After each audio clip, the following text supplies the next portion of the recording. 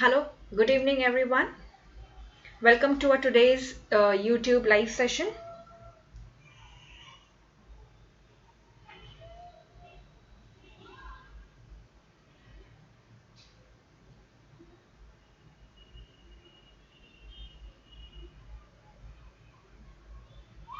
So yes, I can see that I'm live now. You can see me and hear me as well. Yes, Siddharth, Jitendra, Dr. Shreya.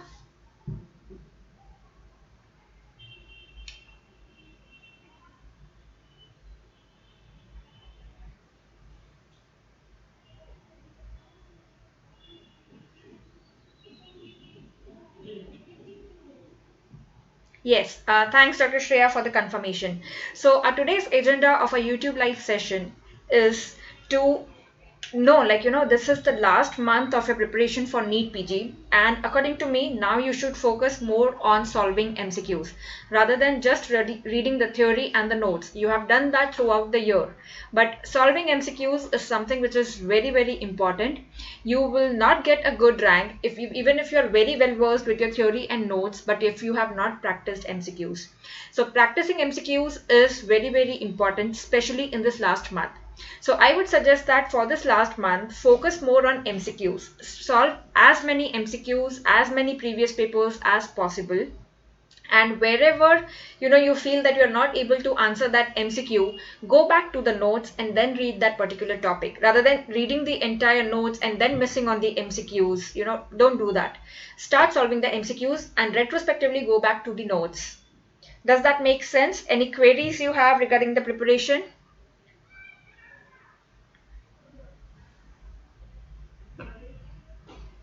Yes?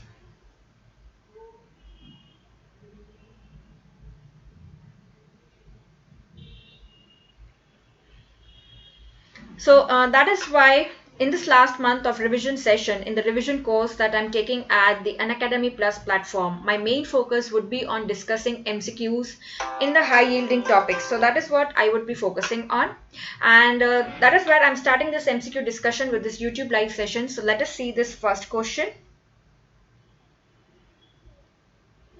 Dr. Yatish is asking that if I start solving MCQs now, will I be able to finish? Yatish, remember that MCQs, it's as vast as an ocean. If you feel that you can finish it, you can never ever finish it. It's absolutely like it's next to impossible because it's a vast resource. You finish one, you will get some other resource to solve the MCQs, correct? So solve the MCQs on the relevant topics. I mean, you have question banks, you have guides, you have everything. By now, I'm sure you already know that which topics are frequently asked.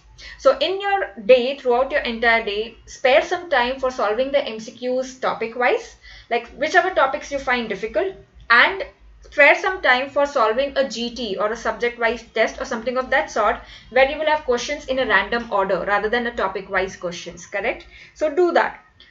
Of course, as I said, solving the previous question papers is very, very important. You get an idea that which topics are important. Yes, so we'll start with the today's MCQ discussion.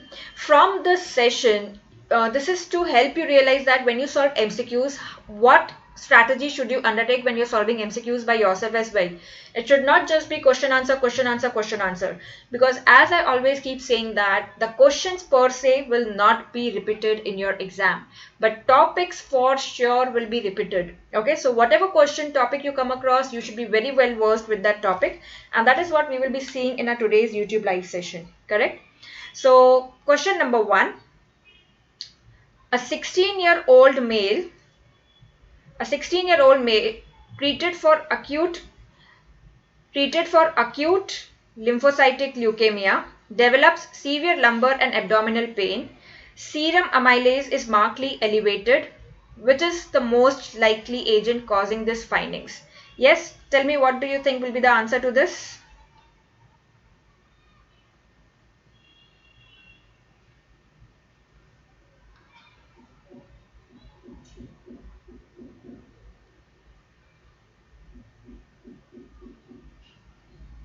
Yatish, okay, Arshad is saying asparaginase, very good. Yes, Yatish is saying D, that is vincristine. And So basically I'm getting mixed answers here. People, this is a very simple question. You cannot make a mistake in such frequently asked question. The key point here is that the serum amylase is elevated. That tells you that the patient has developed pancreatitis. So basically the question is asking that which drug is responsible for this. Plus the other clue here is that the patient is a case of A. We all know that asparaginase is used and asparaginase can cause pancreatitis. That is why the answer is asparaginase. Yes, Arshad, you are right. Very good. It's pancreatitis which is caused by asparaginase. So anti-cancer drugs. So when you come across question like this, you should, rewind yourself in the brains, revise yourself, quickly. What are the important side effects that I need to remember? Okay. Like asparaginase, asparaginase causes pancreatitis. So you have asparaginase. What are the side effects of asparaginase? So basically asparaginase converts asparagine to aspartic acid. That is why asparagine is not available to the cells. So that is why leukemic cells which require asparagine is not available to them, and that is why it is helpful in ALL. So basically asparaginase converts asparagine to aspartic acid. So therefore asparagine is not available, and therefore the leukemic cells, or there is cell death. Okay. So that there is leukemic cell death, and therefore it is used in ALL. The other effect is, since it is converting asparagine to aspartic acid, asparagine is not available. Asparagine is not available, so protein synthesis is affected. Since protein synthesis is affected, it affects the synthesis of clotting factors also. The clotting factors are also affected, and therefore you will get another side effect of asparaginase, that is hypercoagulable state. Okay, that is hypercoagulable state. So remember that hypercoagulable state is seen with asparaginase, very frequently asked. Okay, so thrombosis, it can also cause hemorrhage. So it can affect in both the ways. It can cause hypercoagulable state, that is thrombosis, and it can cause hemorrhage also. So remember both the side effects. So clotting factors, anti-clotting factors, both proteins are affected. So hypercoagulable state is seen, hemorrhage is seen, and because it affects protein synthesis, that is why there is hyperglycemia, that is why there is hyperlipidemia, and we know that it precipitates pancreatitis. When you have hyperlipidemia, it precipitates pancreatitis. That is why it causes pancreatitis. So remember, pancreatitis, clotting factors affected, so hypercoagulable state and hemorrhage. Is that clear? Yes, is that clear?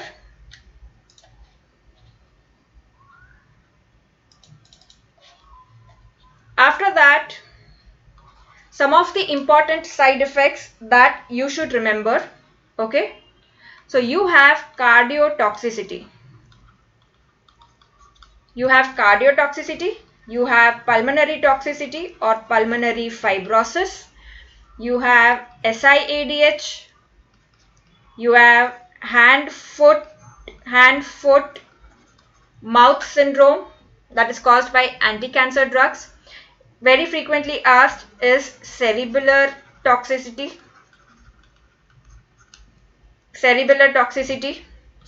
Okay, you have cerebellar toxicity. Let us see first these side effects.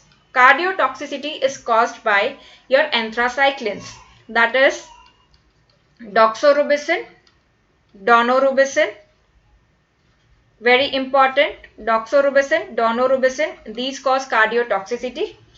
Pulmonary fibrosis is caused by, which drugs cause pulmonary fibrosis?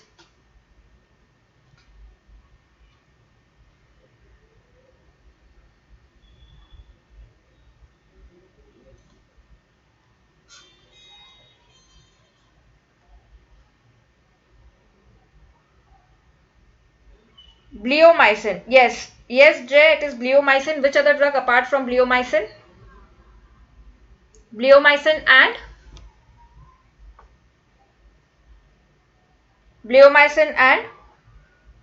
which anti-cancer drug? Yes, busulfan. Yes, Yatish, it is busulfan. So remember the two drugs with B, that is bleomycin and busulfan. Okay, they cause pulmonary fibrosis. Which drugs cause SIADH? Which drugs cause SIADH?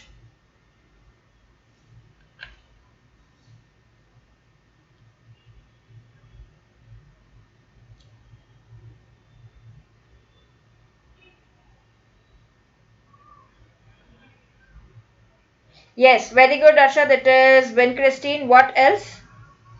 Which other drug cause SIADH?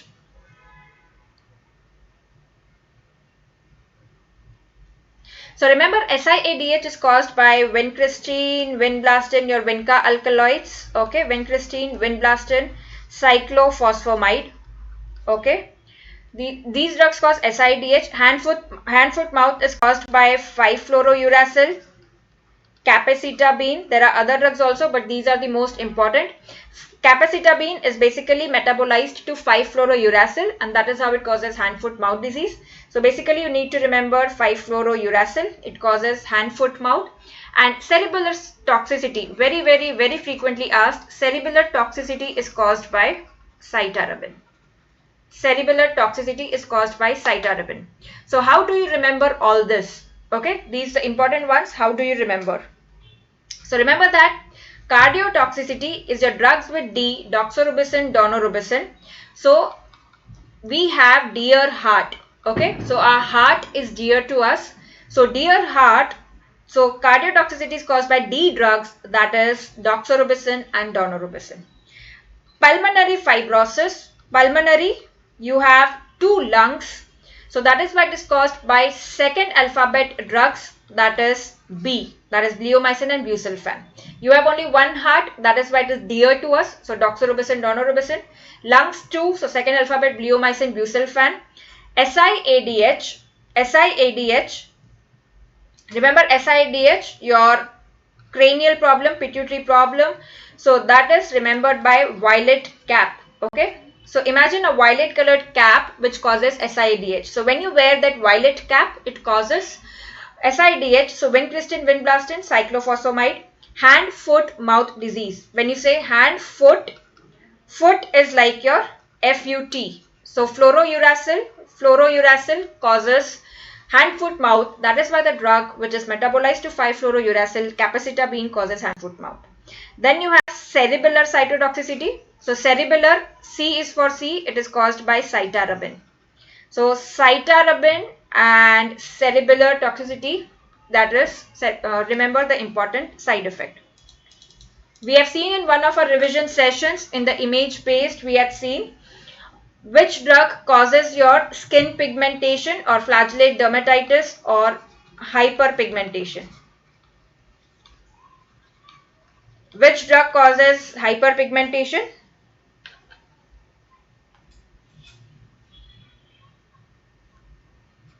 Very good. It is bleomycin. It is bleomycin. We have also seen that how do we remember this is hyperpigmentation is like blue rash. It is like blue rash. So blue rash is caused by bleomycin. So blue rash is caused by bleomycin. We have also seen that what causes blue diaper syndrome? Which amino acid metabolism defect causes blue diaper syndrome?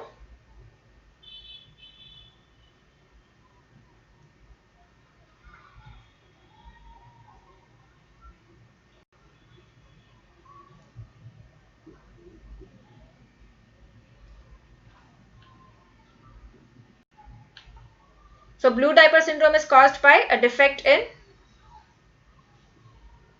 Very good Madhu, it is tryptophan. It is caused by tryptophan. We have seen that tryptophan is converted to your indigo blue. That is why indigo blue, that is blue diaper syndrome, is caused by tryptophan. We have seen that tryptophan is required for niacin formation. 60 mg of tryptophan, 1 mg of niacin. Niacin deficiency causes pellagra, which has your 3 Ds, diarrhea, dermatitis and death. And it causes Casal's necklace, which was an image shown in your recent AIMS exam. So niacin deficiency causes pellagra, which has Casal's necklace, and your 3D, diarrhea, dermatitis and death. So that is vitamin B3, tryptophan. Other disorders related to niacin are your Serotonin, excess serotonin, that is which forms, then tryptophan forms serotonin also. So carcinoid syndrome and heart nerve disease. Carcinoid, heart nerve, and maize, excess of maize ingestion leads to niacin deficiency.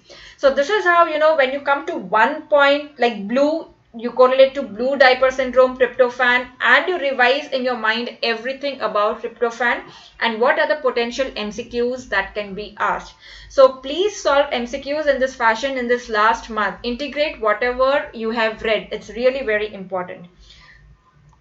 So let us get back to our question. Yes, so asparaginase, very important side effects we have seen. Pancreatitis plus hypercoagulable state, or even it can cause hemorrhage, okay, because it affects the clotting factors, that is protein synthesis. That is very important, and it is used in ALL, okay, it is used in ALL. Now, when you have doxorubicin, we have seen is cardiotoxic. When you see this vincristine, what is the prominent side effect of vincristine? Is it peripheral neuropathy or is it bone marrow suppression? What is the prominent side effect of vincristine?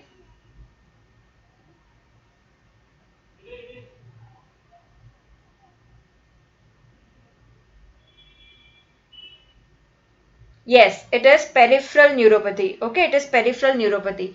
So remember, vincristine, very important, is peripheral neuropathy, your glove and stocking type peripheral neuropathy. While in contrast, vinblastine, what is the prominent side effect of vinblastine?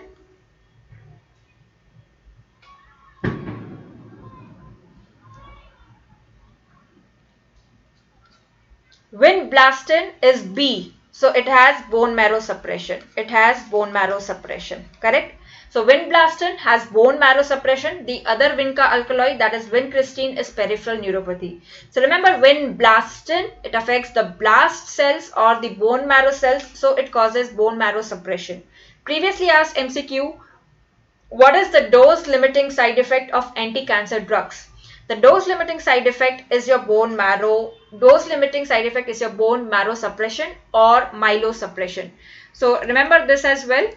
It's very important that your dose limiting side effect of anti-cancer drugs is myelosuppression. But then you have anti-cancer drugs which are bone marrow sparing. You have anti-cancer drugs which are bone marrow sparing. Yes, which are the bone marrow sparing anti-cancer drugs?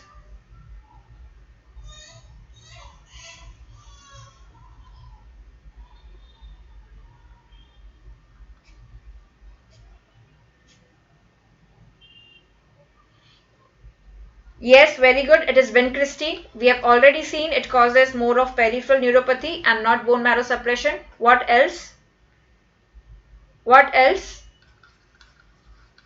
Vincristine, bleomycin, and the drug that we saw in our MCQ causing pancreatitis and hypercoagulable state, that is asparaginase. Okay, these are your bone marrow sparing drugs. Even your hormonal anti-cancer drugs, okay, your hormonal anti-cancer drugs like anti-androgen, those are also, they do not cause myelosuppression. So remember that even hormonal drugs do not cause myelosuppression. Which is a previously asked MCQ is, which drug causes prolonged and sustained myelosuppression? Prolonged and sustained myelosuppression is side effect of which drug?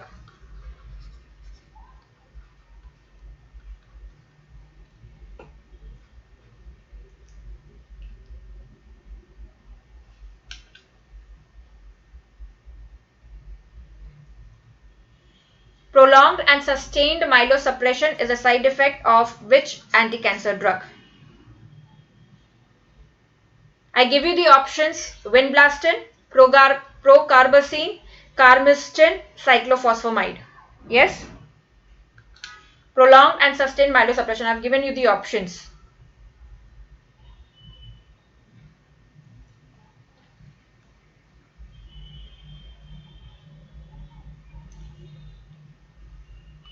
This is an important MCQ. As I said, it's a previously asked question, so you should know this. No, it is not cyclophosphamide. You know, please be very serious about this, that if you make a mistake in previously asked question, a question which has been asked previously in one of the exams anytime, that will be the question that will be marked correct by most of the students, because it is not a new question. New questions would be something which only few students can answer. So if you make a mistake there, you would be like, in the majority. But if you make a mistake in a previously asked question, that question will affect your rank drastically. So please take it very seriously. You need to solve all the MCQs, very, very important. Solve it from the guides, question bank, wherever you want to. Focus on the previously asked questions now. Do not make a mistake in such questions in your exam. Yes, Kaushik, very good. It is carmustine. The answer is carmustine. Okay. The answer is carmustine, prolonged and sustained myelosuppression. The question was prolonged neutropenia is seen with carmustine. That is myelosuppression basically. So to remember that whenever you see somebody with a car which is very must, okay, carmustine means car which is must, that is an awesome car. So suppose you see Lamborghini, somebody driving Lamborghini in Mumbai, you will be amazed by that, and that the sight of Lamborghini will be in your mind for such a long time. So you will have prolonged and sustained myelosuppression, rather than that your mind is suppression, because you'll be so much affected by seeing that wonderful car, that is carmustine. So whenever you see an awesome car, it causes prolonged and sustained effect. So carmustine is the one which causes prolonged and sustained myelosuppression. So please remember that. We saw that doxorubicin, daunorubicin, deer, heart, so they cause cardiotoxicity. So what do we use to decrease cardiotoxicity of this drug is dexrazoxane. Okay. So remember, dexrazoxane is used to decrease the cardiotoxicity of your anthracyclines. That is, dexrazoxane is used. Yes. And these anthracyclines, they also cause radiation recall effect. Okay, very important. Again, a frequently asked question. Radiation recall effect is caused by anthracyclines. It is caused by anthracyclines. So please remember that. What is the drug used to decrease toxicity of methotrexate? What do we use? What do we use to decrease toxicity of methotrexate?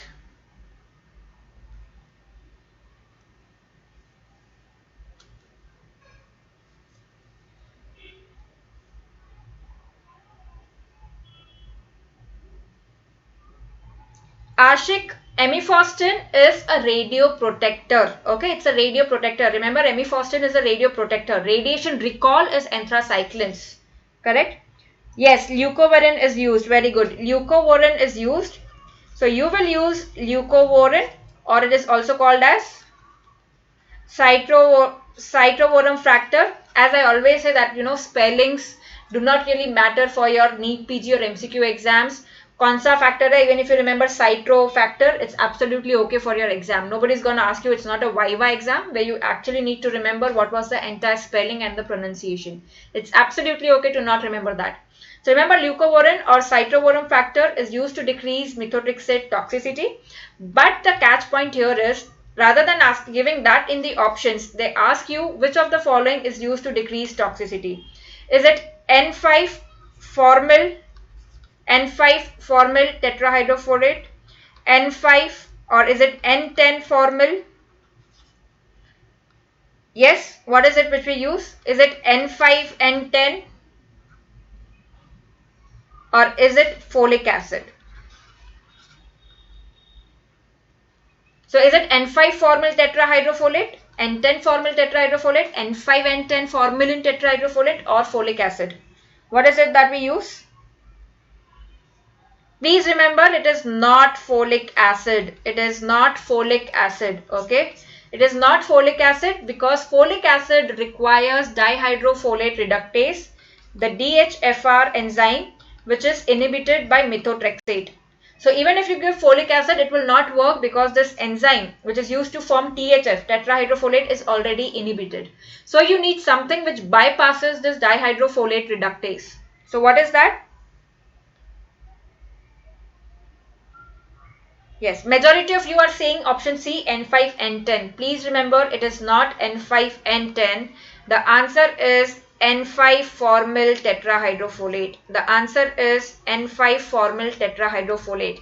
Yes, in the body, then it gets converted into N5, N10 methylene formyl tetrahydrofolate, but the substance, the compound that we give is N5. In the body, it gets converted into N5, N10.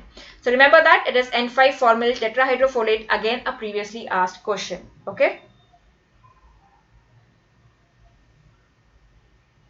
Yes.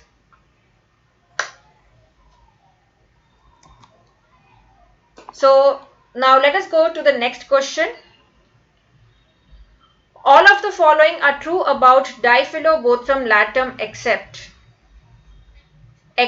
read this very carefully in your exam, whether it is except or whether it is not except, whether is it true except or false except. So basically you want to see the statement which is false. Which of the following is false? So all are true except. So what is false among these?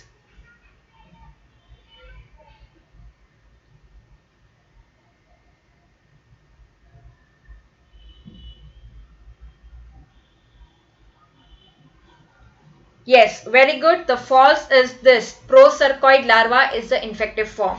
It is not the procercoid larva, it is the plerocercoid larva. It is the plerocercoid, that is the L3 larval stage, that is the infective form of diphyllobothrum latum. Please remember this. It causes megaloblastic anemia. Yes, because the adult worm absorbs B12, so it causes megaloblastic anemia by causing B12 deficiency. Yes, it has operculated egg. It is the only cystode. Diphyllobothrum is a cystode or a tapeworm. Okay, cystodes are also called tapeworm. So it is the only cystode or tapeworm that has operculated egg. Remember that. It needs 3 hosts. Yes, it needs 3 hosts. Okay. So what are the 3 hosts that are needed by Diphyllobothrum latum? The 3 hosts are, the definitive host is man. Then you have 2 intermediate hosts. First one being cyclops and second one being freshwater fish. Okay, freshwater fish. So if they give you a life cycle of a parasite where you see a fish, okay, in the life cycle, so remember it is fish tapeworm. That is the other term for Diphyllobothrum latum. Okay, so that is why Diphyllobothrum latum, it is caused by ingestion of raw or uncooked fish. It is called as fish tapeworm. The infective stage is the plerocercoid. Remember, it is plerocercoid and not the procercoid. Okay. Man is in definitive host. Cyclops and fish are your intermediate host. Otherwise, the rest of the cystodes, how many hosts are needed? How many hosts are needed for a cystode? 1, 2, 3. For the majority of the cystodes?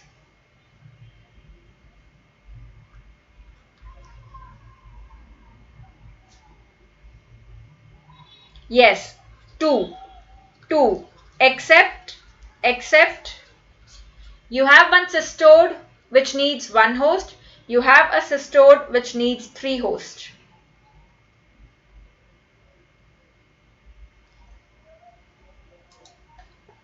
Which one needs 1 host?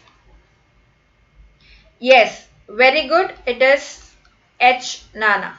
Okay. Hymenolopus nana needs 1 host and we've already seen it is Diphyllobothrum latum which needs 3 hosts. Correct? Now, how do you remember that? The other characteristics of these 2 cystodes or tapeworms are, this is the smallest tapeworm and this is the longest or the largest tapeworm or the cystode. So even that can be asked, which is the longest, which is the smallest. So remember that the term itself, Diphyllobothrum latum, it's a very long term. That is why it is the longest cystode. Hymenolopus nana. Okay, nana means small. So in Gujarati, when we say nana, it means small. So it is a small, that is why it is the smallest cystode. So the one which is smallest needs minimum host, that is 1 host. The one which is longest needs maximum host, that is 3 hosts. Rest of the cystodes or tapeworms, they need 2 hosts. Correct? So Diphyllobothrum is your fish tapeworm, which is your beef tapeworm, and which is your pork tapeworm. Yes, tell me which is the beef? Which is the beef tapeworm?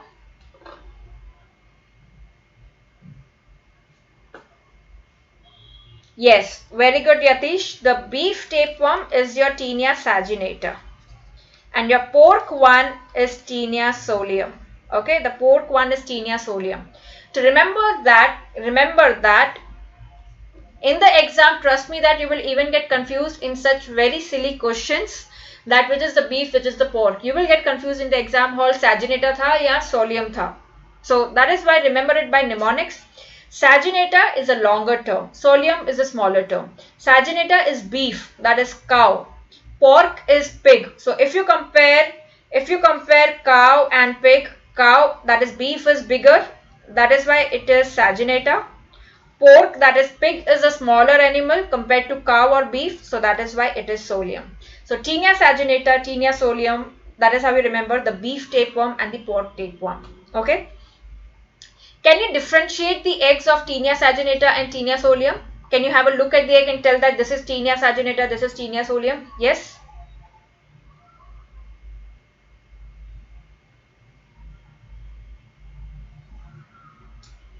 No. Very good, Ankita. You cannot differentiate. Both of them look the same.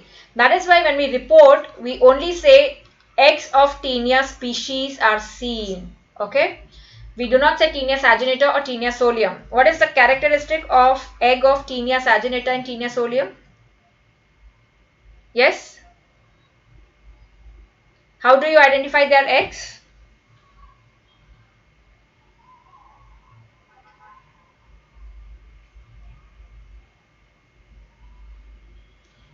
What is the morphological characteristic? We have seen that in our revision course session, a 1-hour session of your parasitology egg identification tricks.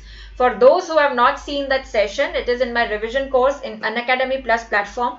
Please go through it. It's a very, very important topic. We have seen that with all the images, how to remember. Serrated margins. Ankita, serrated margins are seen in Ascaris egg, not in Tinea egg. So serrated margins, by serrated margins, I assume that you mean to say that it is a irregular serrated margins like this. This is the characteristic of Ascaris. Okay, this is the characteristic of Ascaris. Yes, Kaushik, very good. It is the radial lines.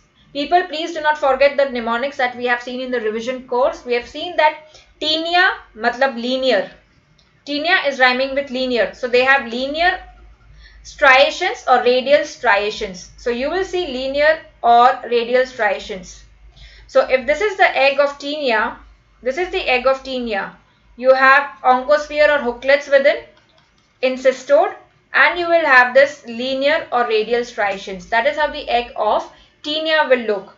Similarly, in the other cystode, you will have this hooklets, correct? You will have this outer shell, you will have knobs, and you will have polar filaments. Okay. So if you have polar filaments in a cystode egg, what is it? What egg is it?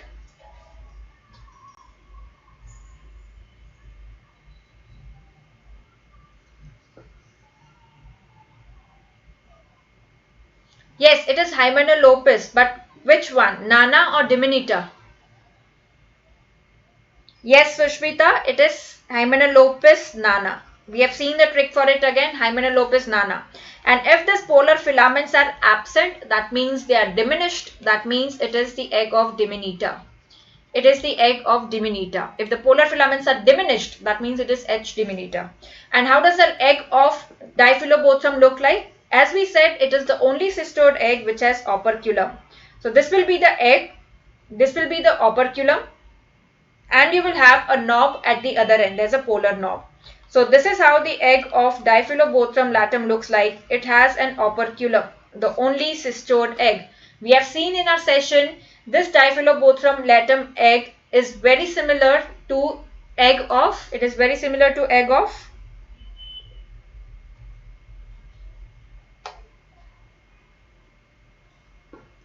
yes, you can confuse this Diphyllobothrum egg with what? Very good. It is Clonorchis sinensis. It is Clonorchis sinensis. The difference is in Clonorchis sinensis, the operculum, there on the outside you will have this shoulders. Okay, you will have shoulders. While in Diphyllobothrum latum, you don't have shoulders. It's a smooth surface. In sinensis, Clonorchis sinensis S, you will have shoulders where there is operculum. Please revise all the eggs. We have seen schistosoma, terminal spine, lateral knob, ascaris fertilized, ascaris unfertilized. Do not forget to revise that before your exam. It's a very, very important topic. Okay. So yes, we have seen that Diphyllobothrum latum, megaloblastic anemia. Okay. Again, remember that Diphyllobothrum latum, di means bi. We have seen so many times di is bi. We have seen in monoclonal antibodies YouTube session also, daclizumab, basiliximab, interleukin 2 receptor, that is CD25. So wherever you come, some term which you have read somewhere, try to remember and revise where did I read that. Okay. So di is like bi. That is why it causes Diphyllobothrum latum causes B12 deficiency, and that is why it causes megaloblastic anemia. So very important point and frequently asked. Please remember that. Okay. Let us go to the next question. Intermediate mesoderm gives rise to. Intermediate mesoderm gives rise to. Yes, tell me the answer. Very good, Karthik, Ashik, very good. It gives rise to the renal system. So remember that intermediate mesoderm is basically for your urogenital system. It is for urogenital system. So from whenever you're solving MCQ, I'm telling you the strategy, how should you solve the MCQ in this last month. Do not stop at intermediate mesoderm, renal system. Okay, Diphyllobothrum, operculated. Do not stop at that. You should know everything about intermediate mesoderm. You should know about the rest of the options. Okay. So from where do muscles of tongue develop? Muscles of tongue develop from?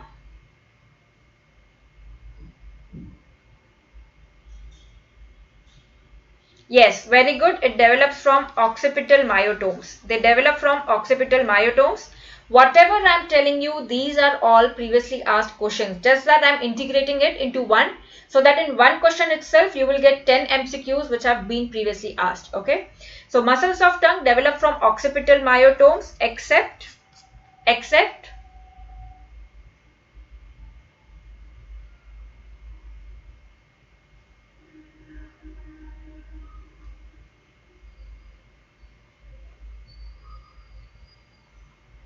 yes, palatoglossus. Except palatoglossus. Okay. Except palatoglossus.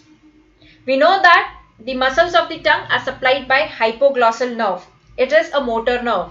One of the questions in your last, previous year AIMS exam was, which of the following is not involved in olfaction? Cranial nerve 1, or you had so many nerves. Okay. When you know that hypoglossal nerve is a motor nerve, it will not be involved in any sensation, because it is a motor nerve. It's not a sensory nerve. So it was a very easy question actually. Many questions you can solve by just using the logic. Many questions actually you can solve by that.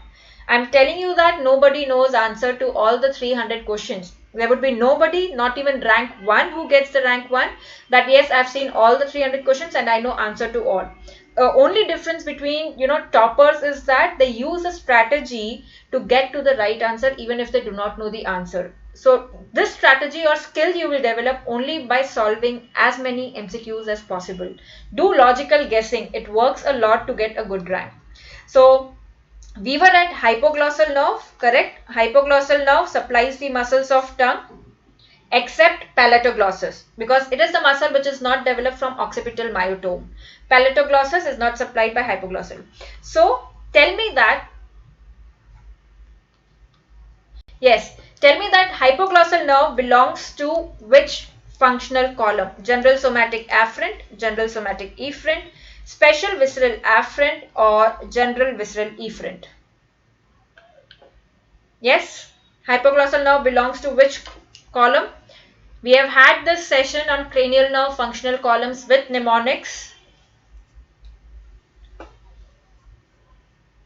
Please go through that session again. Again, it's a very important session.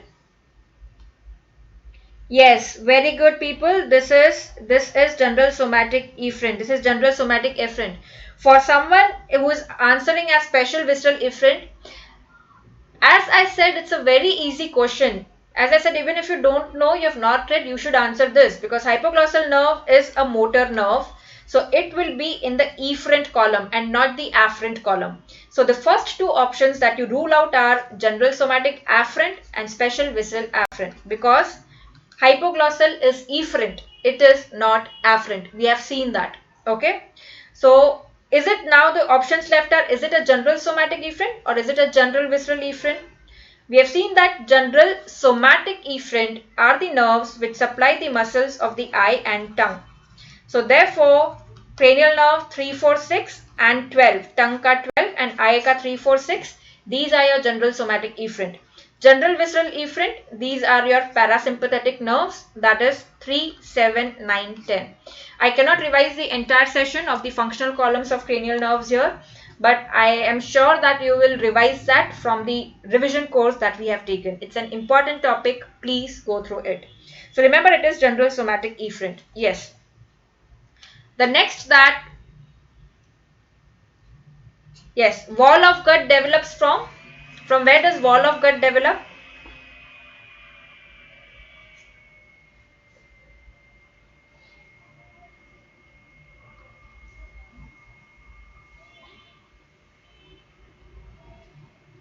No.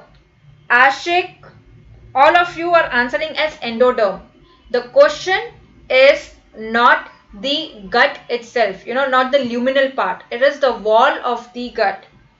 That develops from lateral plate mesoderm. That develops from your lateral plate mesoderm. The inner part is the endoderm. The wall is from the lateral plate mesoderm. Please remember that it is from lateral plate mesoderm. Pleural cavity, it develops from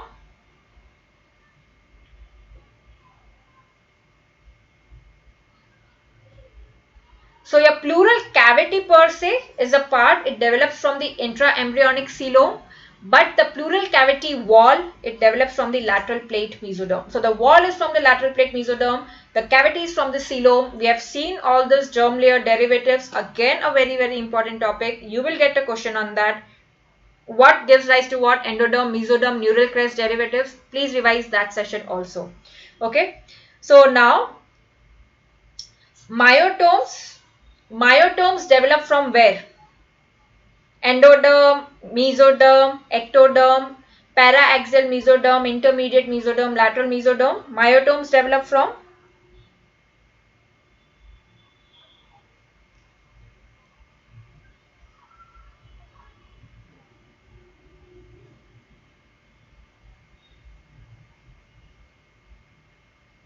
Yes, myotomes develop from paraaxial mesoderm. So myotomes develop from paraaxial mesoderm. Vertebra is formed from which mesoderm? Vertebra is formed from paraaxial, intermediate or lateral?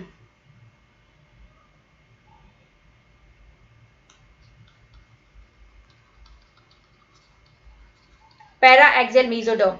It's a very easy question. How do you guess if you get this question in your exam that vertebra develops from which mesoderm? Paraaxial, intermediate or lateral?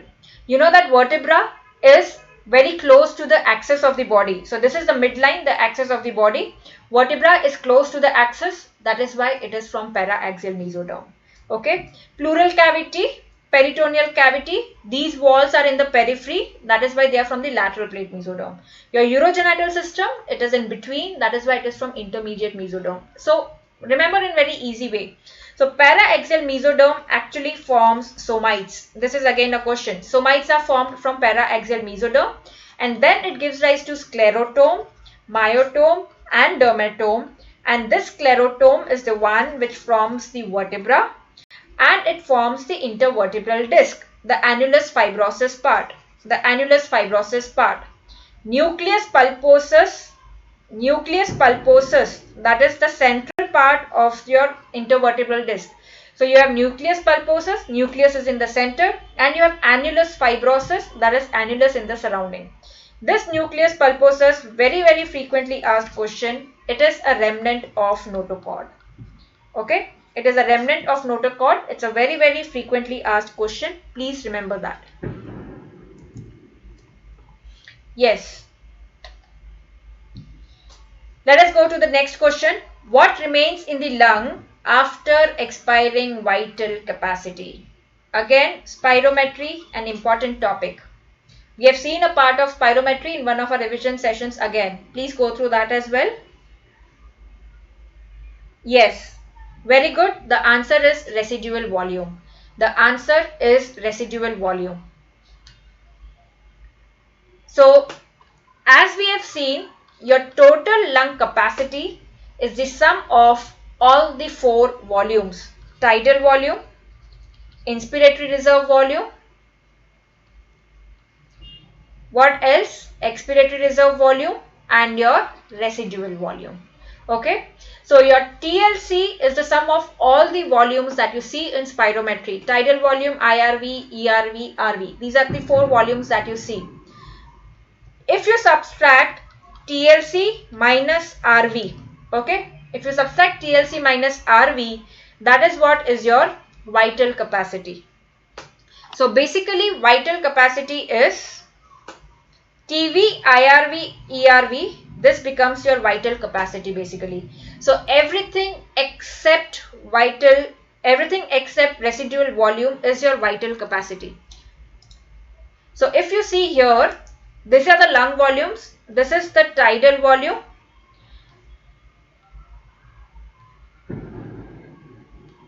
this is the tidal volume, this is the inspiratory reserve volume, this is the expiratory reserve volume, okay, that's the expiratory reserve volume, and you have this residual volume. Expiratory reserve volume, residual volume. FRC is the sum of your ERV plus RV. You have many important questions in spirometry. Remember, how do you remember this? What is inspiratory capacity? What is expiratory reserve volume? What is functional residual capacity? Take an example of, suppose the example that I can think of is having pani puris. It's an all-time favorite for all of us when you have pani puris. When you go to have pani puris, to a very famous chaat corner, you will have only one plate pani puri, which will be like 5 or 6 pani puris. But when you have the same pani puris in a wedding, where there is unlimited which you can eat, of course you eat more than 5 and 6, you might eat 15, 20 also, because it is so favorite. So what is it? Your capacity, the capacity of taking pani puris is much more than what you take regularly at the chaat corner, where you pay and eat. So when you pay and eat, you will eat only limited, like only 5, 6. But when it's a wedding, unlimited, free of cost, you will eat more. That is what we do generally. So when you eat, so your tidal volume is what you eat regularly, what you breathe regularly in a normal respiration without any efforts. So like your 5, 6 pani puris at the chaat corner, that's your tidal volume. Your excess which you are taking, if you are taking 15 at the wedding, so you have taken 10 excess. So that is your reserve volume, the inspiratory reserve volume, the intake reserve that you can have. Then what is the total capacity that you can have is 15. Okay. So inspiratory capacity is your routine 5 plus the inspiratory reserve volume, that is 10. So ideally you can have maximum 10 at one time. So tidal volume plus IRV is your inspiratory capacity. That is what you can see here, that this is the tidal volume, this is the inspiratory reserve volume. If you combine the two, that is your inspiratory capacity. Okay. So inspiratory capacity is a combination of both. What is the functional residual capacity? What is the functional residual capacity? It is the volume in the lungs that is after normal expiration. So your ERV plus RV. What is your vital capacity? Vital capacity, as I said, is everything except residual volume. We know that vital means something which is living. It is vital. So something which is living means something which is exchanged. So whatever can be exchanged, even with the maximum efforts, that is vital. Whatever cannot be exchanged, that cannot be kept out of the lungs even after maximum expiration is what remains in the lungs is your residual. So vital capacity plus residual volume is your total lung capacity.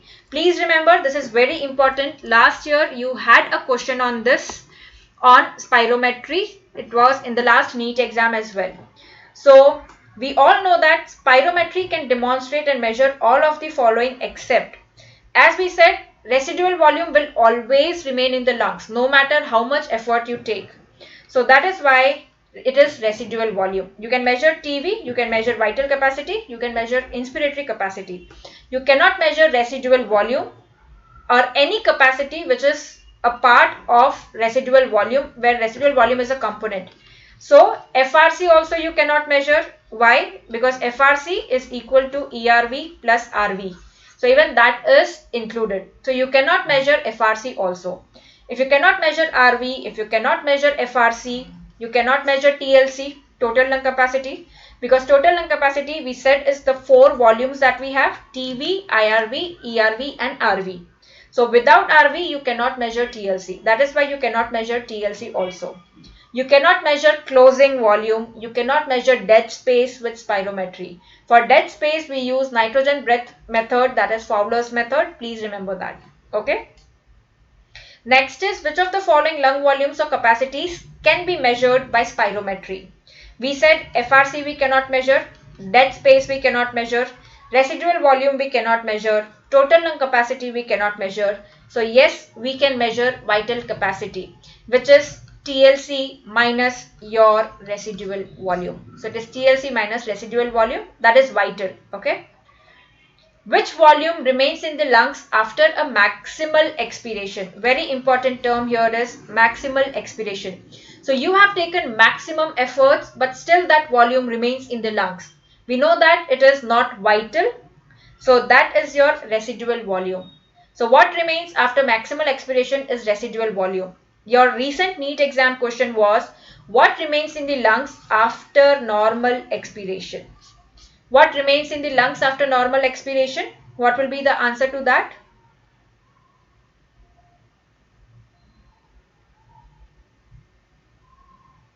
What remains in the lungs after normal expiration?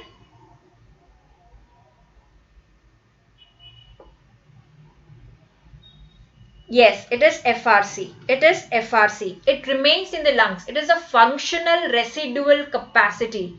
Functional residual capacity is a sum of ERV plus RV.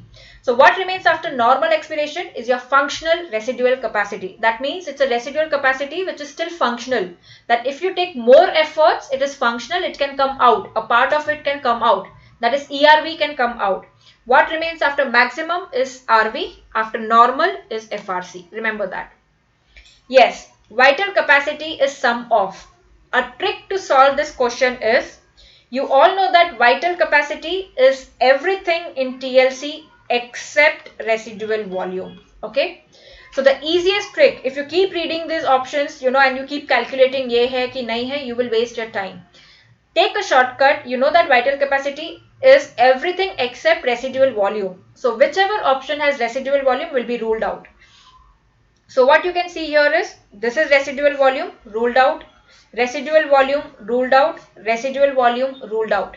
That is why you have ruled out 3 options. That is why the answer becomes A. You do not even need to look at that. So it's inspiratory reserve volume, tidal volume and expiratory reserve volume. We saw that TLC is your 4 volumes, all the volumes, TV plus IRV plus ERV plus RV. Everything except your RV is your vital capacity. So IRV, TV, ERV, as easy as that. Okay. So vital capacity is everything except residual volume. It's a dead volume which does not come out at all. Okay. Which volume remains in the lungs after a tidal volume is expired? What will be the answer to this?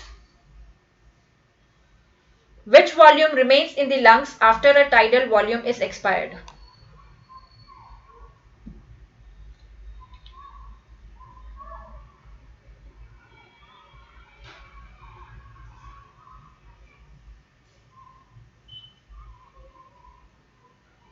Yes, it is FRC. Tidal volume is expired. Tidal volume is nothing but normal breathing. So it is the other way of asking normal expiration. Residual volume is after maximum expiration. Please remember that. Expiratory reserve volume is like your inspiratory reserve volume. What excess can you take is inspiratory. What excess can you throw out is expiratory. Correct? So remember, that is your FRC. Yes. Now this involves some of your mathematics. 35-year-old man has vital capacity 5, tidal volume 0.5, inspiratory 3.5, FRC 2.5. What is his expiratory reserve volume? Yes, let us see who can answer this first. Do your calculations and tell me what will be the answer to this. What is the expiratory reserve volume?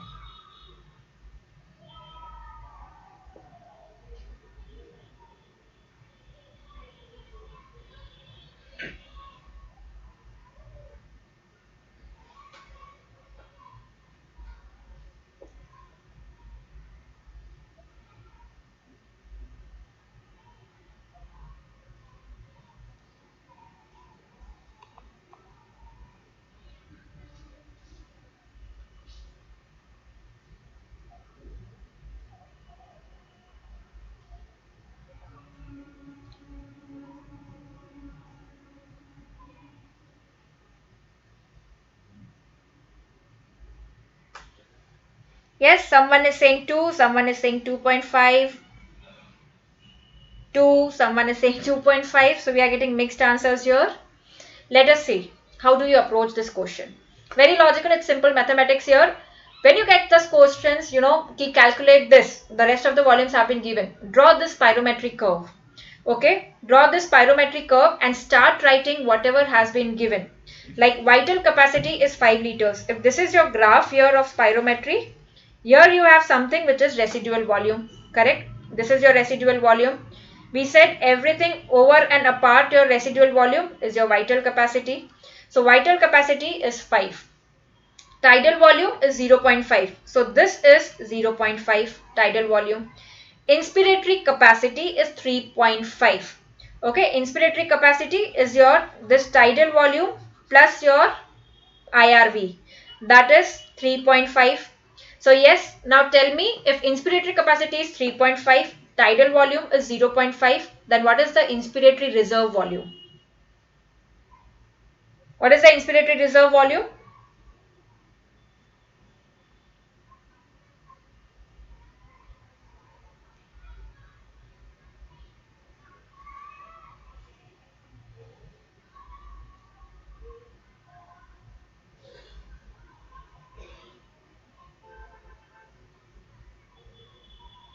Yes, very good Abhishek, it will be 3.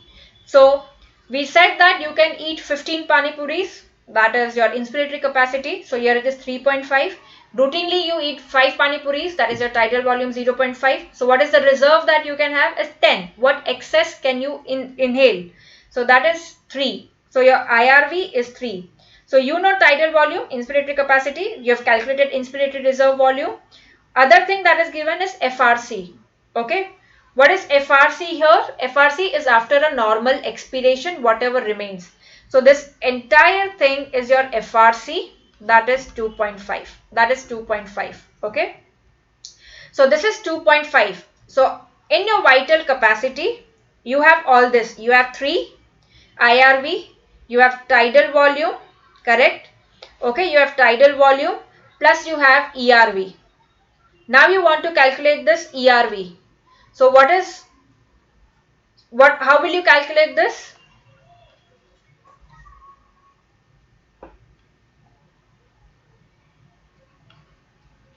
Vital capacity is 5. Your inspiratory capacity is 3. So whatever is the rest of the part is your ERV. Correct? So that is why the answer is 2 liters. So out of that 2.5, 0.5 is your residual volume. Okay, 0.5 is your residual volume.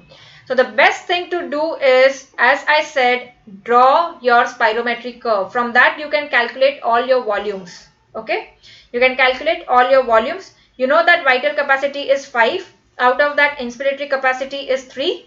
So the expiratory reserve volume becomes 5 minus 3, that is 2. That is why the answer is 2. Very good.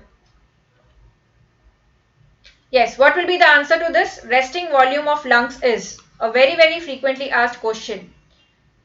Resting volume of lungs is,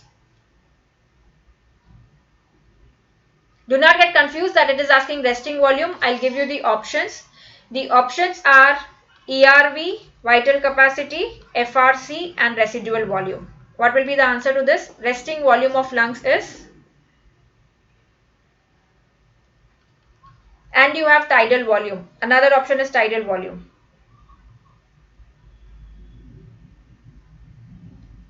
Yes, it is FRC. Yes, it is FRC. So resting volume of lungs is FRC. It is the capacity or the volume of the lungs where your muscles are relaxed. That is the other way of asking the question. It is previously asked question. Which is the capacity or the volume where the lung or the chest muscles are relaxed? That is FRC. So resting volume is FRC. Okay.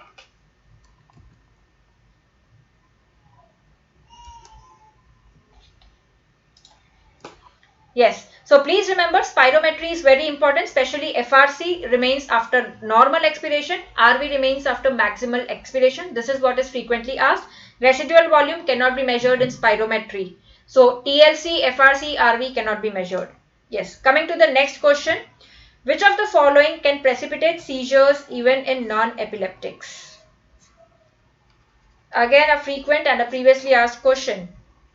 Haloperidol, quetiapine, clozapine, risperidone.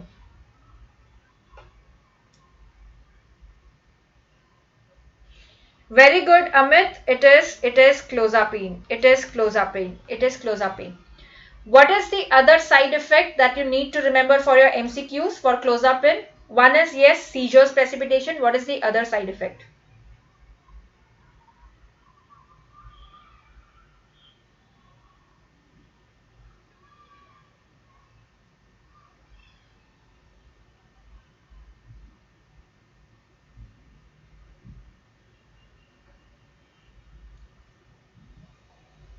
What is the other side effect of clozapine which is frequently asked in your MCQs? Yes, very good. It is agranulocytosis. Very good. It is agranulocytosis. So remember, for clozapine, it is agranulocytosis and seizures precipitation.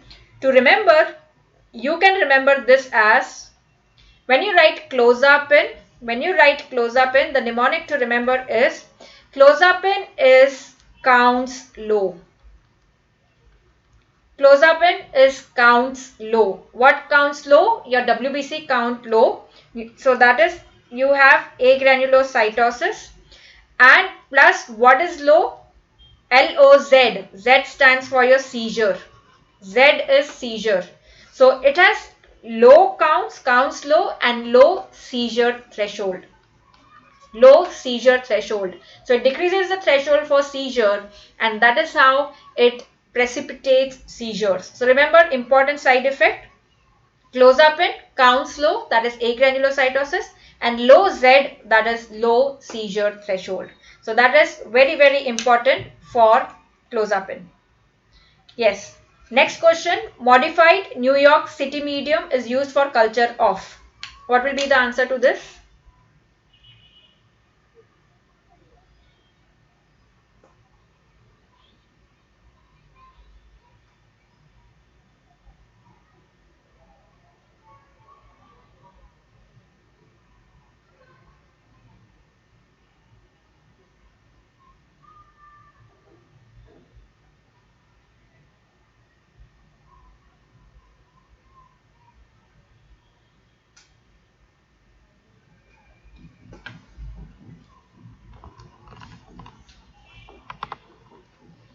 What do you think is the answer to this? Someone is saying B, someone is saying C, someone is saying A.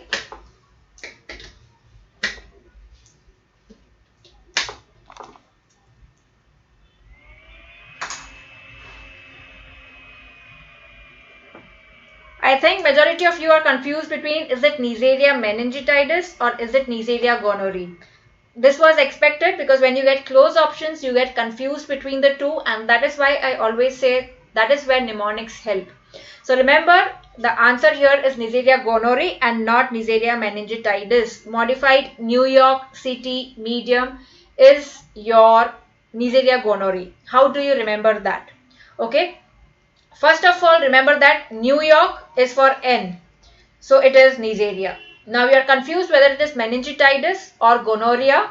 Remember that New York is a place where there is STD is prevalent. Your sexually transmitted disease is prevalent in city like New York.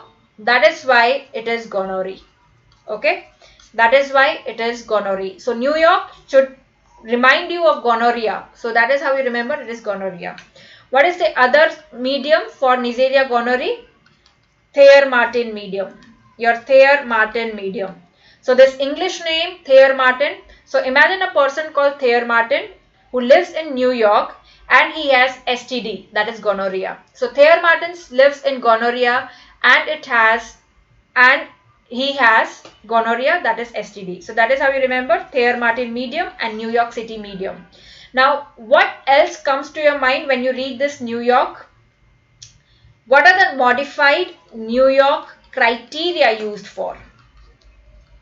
Modified New York criteria is used to diagnose which condition? Yes? Modified New York criteria is used to diagnose?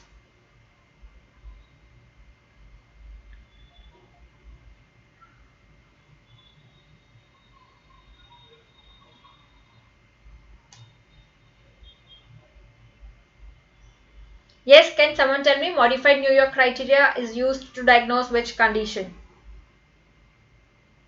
No? Okay, let me give you the options. Let me give you the options so that you will get to know this. So modified New York criteria is used for the diagnosis of options are rheumatoid arthritis, ankylosing spondylitis, psoriatic arthritis, or it is your gout. Yes, now tell me the answer.